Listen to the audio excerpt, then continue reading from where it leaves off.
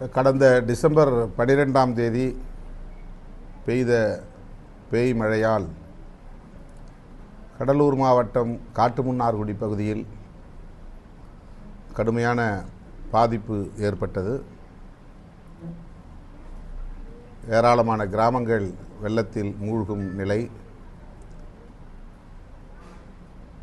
பயிர்கள் கடுமையான சேதத்துக்கு உள்ளாகி இருக்கிறது. அவர்களுக்கு தமிழ்நாடு அரசு அறிவித்துள்ள இழப்பீடு இன்னும் கிடைக்கவில்லை.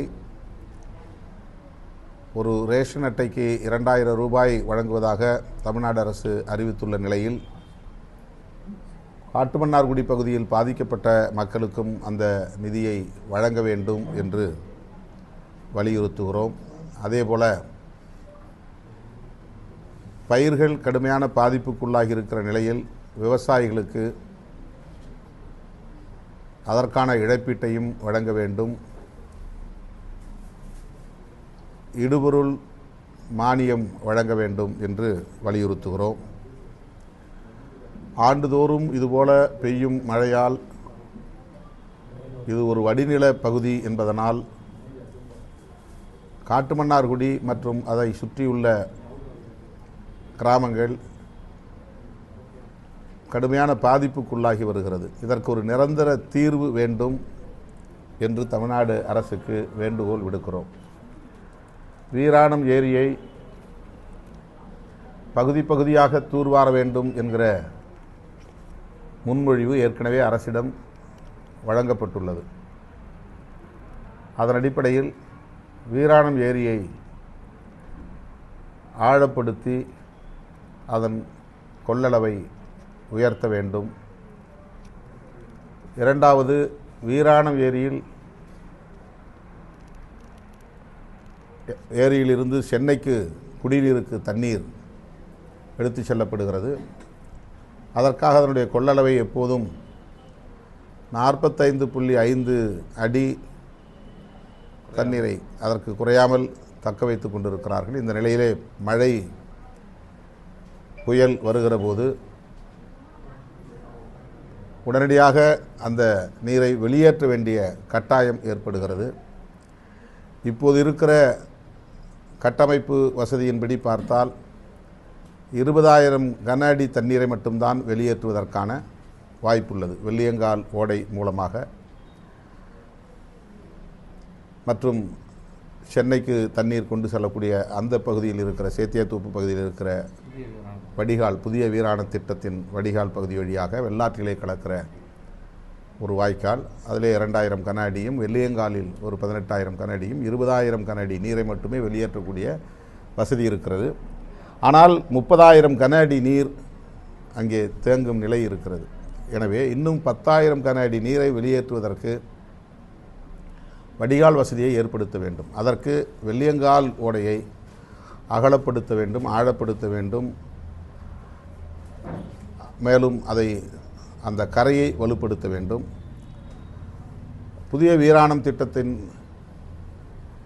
பகுதியாக வெள்ளாற்றிலே கலக்கக்கூடிய வகையில் அங்கே ஒரு 5 இடங்களில் வடிகால் பகுதியை உருவாக்க வேண்டும் என்று இந்த நீர்வளத்துறையை சார்ந்த பொறியாளர்கள் ஆலோசனை வழங்கியிருக்கிறார்கள். இதை தமிழ்நாடு அரசின் கவனத்திற்கு கொண்டு செல்ல விரும்புகிறோம். மாண்புமிகு முதல்வர் அவர்களுக்கு இதை வலியுறுத்த கடமைப்பட்டிருக்கிறோம்.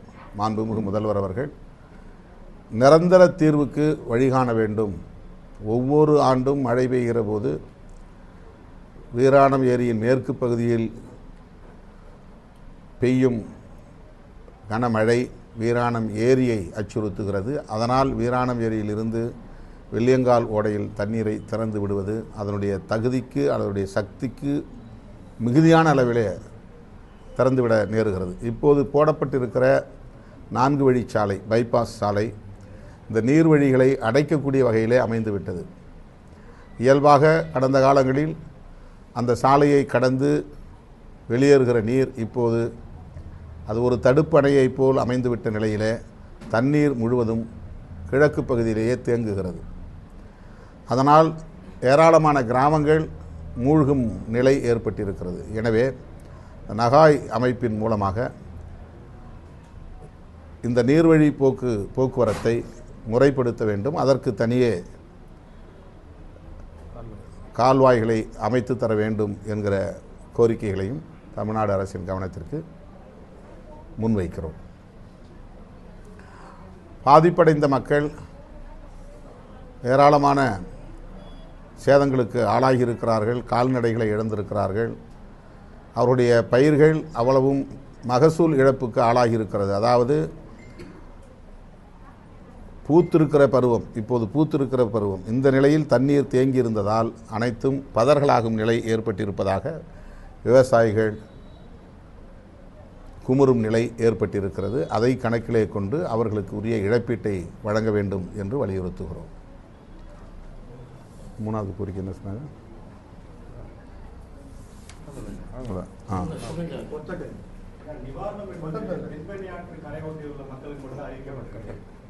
இல்லை, அதனால தான் அதுதான் சொல்கிறேன். இப்போ தமிழ்நாடு நம்ம இந்த பகுதிக்கு இன்னும் அறிவிக்கலை. அரசு அதை கவனத்தில் கொள்ள வேண்டும். இதை நம்முடைய கட்சியின் சார்பில் அரசின் கவனத்திற்கு கொண்டு செல்வோம். விரைவில் முதல்வருக்கு இப்போது சட்டமன்ற உறுப்பினர் சிந்தனை செல்வன் அவர்கள் கடிதம் எழுதியிருக்கிறார்.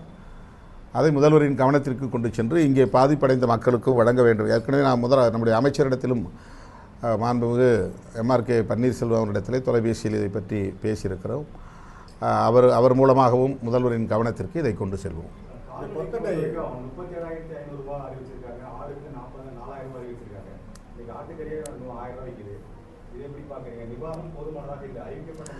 இந்த 2000 போதவில்லை என்பது எங்களுடைய கோரிக்கை. 5000 ரூபாய் வெள்ளம் புகுந்து பாதிப்படைந்த மக்களுக்கு இதர சேதங்கள் இல்லாமல் 5000 தர வேண்டும் என்பதே ஒரு அரசாணையாக இருக்கிறது. ஆகவே அந்த அரசாணையை பின்பற்றி அனைவருக்கும் 5000 வழங்க வேண்டும் என்பது எங்களுடைய கோரிக்கை.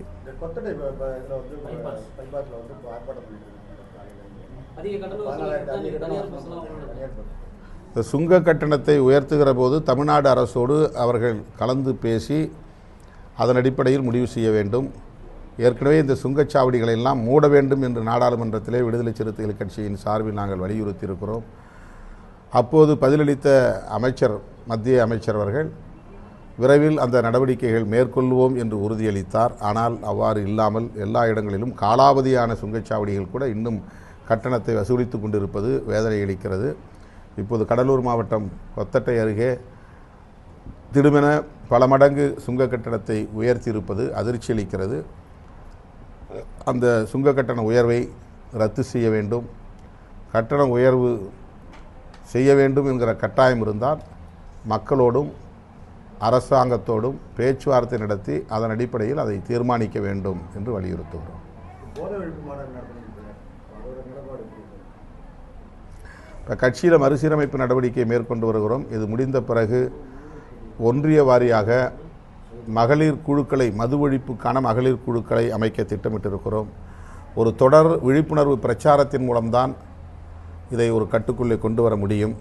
மது மற்றும் போதைப்பொருள் ஒழிப்பு என்பது ஒரு மாநிலத்திற்கான பிரச்சனையாக நாங்கள் பார்க்கவில்லை. இது ஒரு தேசிய அளவிலான பிரச்சனை. அனைத்து ஜனநாயக சக்தியிலும் ஒருங்கிணைந்து இந்திய அளவிலும் இதை ஒரு போராட்ட வடிவமாக மாற்ற வேண்டும் என்பது எங்களுடைய நோக்கம். எனவே எங்களுக்கு தொடர்புள்ள தென்னிந்திய மாநிலங்களிலும் இது தொடர்பான விழிப்புணர்வை ஏற்படுத்தக்கூடிய வகையில் சில செயல் திட்டங்களை வரையறுத்திருக்கிறோம். ஆகவே இதை தொடர்ந்து நாங்கள் மேற்கொள்வோம். கடந்த ஆண்டுகளை போல் இல்லாமல் விசிகா தற்போது வலிமையாக இருக்கிறதாகவும் அதேபோல் மாநில அந்தஸ்து பெற்றிருப்பதாகவும், ஆனால் தற்போது திமுக கூட்டணியில் வருகின்ற திமுக கூட்டணியில் 25 இடங்கள் கேட்க போகிறதா உங்களுடைய கட்சியினுடைய நிர்வாக சொல்லியிருக்காரு. அவர் தனிப்பட்ட ஒரு சுதந்திரத்தின் அடிப்படையில் ஒரு கருத்தை சொல்லியிருக்கிறார். எவ்வளவு இடங்கள் வேண்டும் என்பதை கூட்டணியிலே நாங்கள் பேச்சுவார்த்தை நடத்துகிற போதுதான் முடிவு செய்வோம். முன்கூட்டியே இவ்வளவுதான் எங்களுக்கு வேண்டும் என்றெல்லாம் ஒரு வரம்பாக அதை ஒரு நிபந்தனையாக நாங்கள் முன்வைக்க வாய்ப்பில்லை. அப்படி எப்போதும் வைத்ததும் இல்லை. சட்டமன்ற எலெக்ஷனில் இரட்டை சீட்டில் வந்து உங்களுடைய சீட்டை கேட்கறது வாய்ப்பு இருக்குமா? ஏற்கனவே எங்களுக்கு வந்து 10 தொகுதி கொடுத்துருக்குறாங்க. அது இரட்டை இலக்கம்தான். 12 தொகுதி வரையில் நாங்கள் 2011 பேசி தவிர்க்க முடியாத காரணங்களால் அதை 10 என்கிற அளவிலே இறுதி செய்தோம். ஆக எங்களுடைய எண்ணிக்கையை பெருக்க வேண்டும், கூடுதலான இடங்களில் போட்டியிட வேண்டும் என்று விரும்புவது இயல்பான ஒன்றுதான். கூட்டணியில் பல கட்சிகள் இருக்கின்ற போது அவற்றையெல்லாம் அனுசரித்து எங்கள் முடிவை நாங்கள் மேற்கொள்வோம்.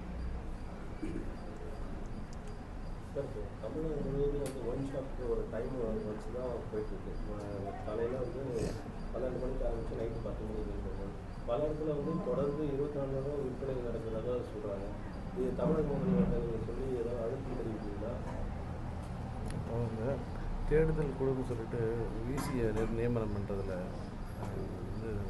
ஆளுநர் வந்து தொடர்ந்து நெருக்கடி கொடுக்குறாரு.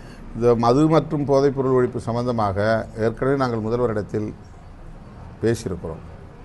மறுபடியும் நாங்கள் அவரை சந்திக்கிற போது நிச்சயமாக அதை வலியுறுத்துவோம். முதல்ல படிப்படியாக தான் இதை செய்ய முடியும்.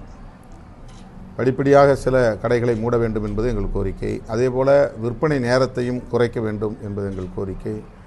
இப்படி தான் அந்த மது ஒழிப்புக்கான செயல் திட்டத்தை அரசுக்கு நாங்கள் முன்வைக்கிறோம், தொடர்ந்து வலியுறுத்துவோம்.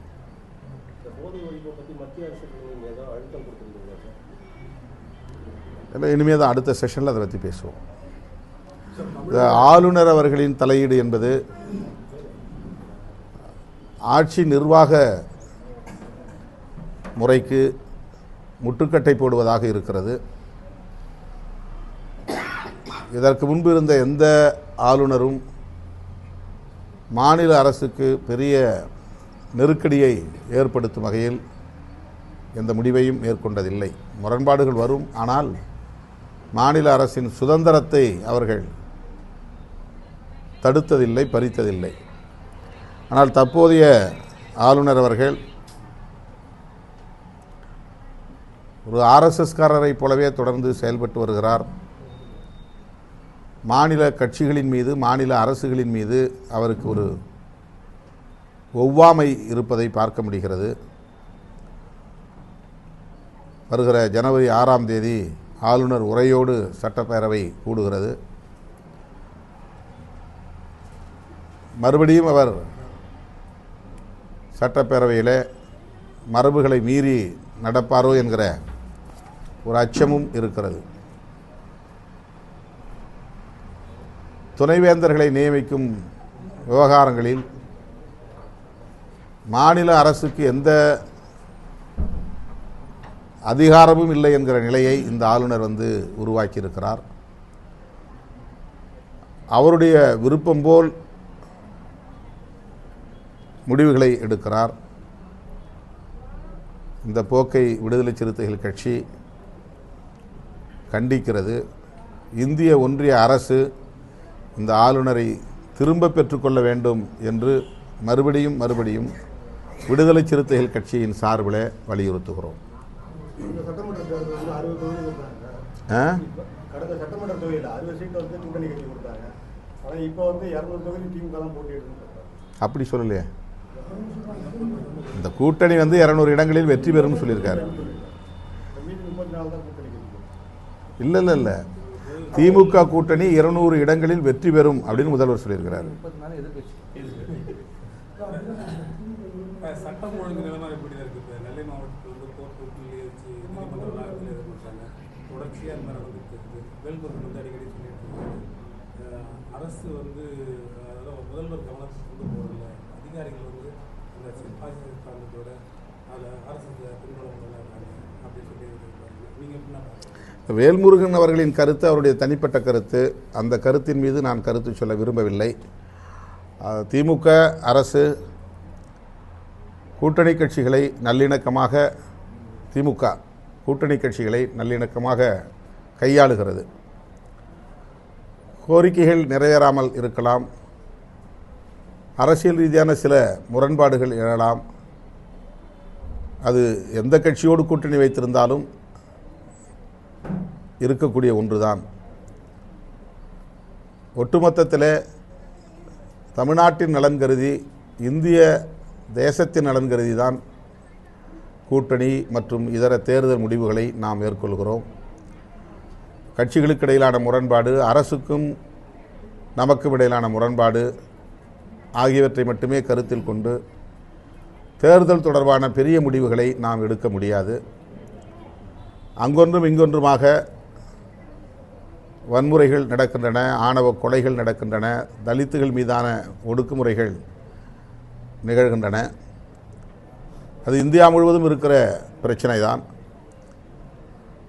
அதை அரசின் கவனத்திற்கு கூட்டணி கட்சி என்கிற முறையில் எந்த வடிவத்தில் சுட்டி காட்ட முடியுமோ அப்படி சுட்டி காட்டுகிறோம். போராட்டங்களின் ஊடாகவும் சுட்டி காட்டுகிறோம், கோரிக்கை மனுக்களின் மூலமாகவும் சுட்டி காட்டுகிறோம். அவ்வப்போது முதல்வர் தலைமையில் நடைபெறுகிற விழிப்பு மற்றும் கண்காணிப்பு குழுவிலும் கூட இதை வலியுறுத்தி பேசுகிறோம். ஆகவே அந்த தோழமை சிதையாமல் கோரிக்கைகளை முன்வைக்கவும் பாதிப்புகளை சுட்டி காட்டவும் விடுதலை சிறுத்தைகள் ஒருபோதும் தயங்கியதில்லை. அப்படித்தான் வேல்முருகன் அவர்களும் இருக்க வேண்டும் என்று நாங்கள் எதிர்பார்க்கிறோம், விரும்புகிறோம். விஜய் கூட்டணிக்கு அது நீங்கள் அவர்கிட்ட தான் கேட்கணும்.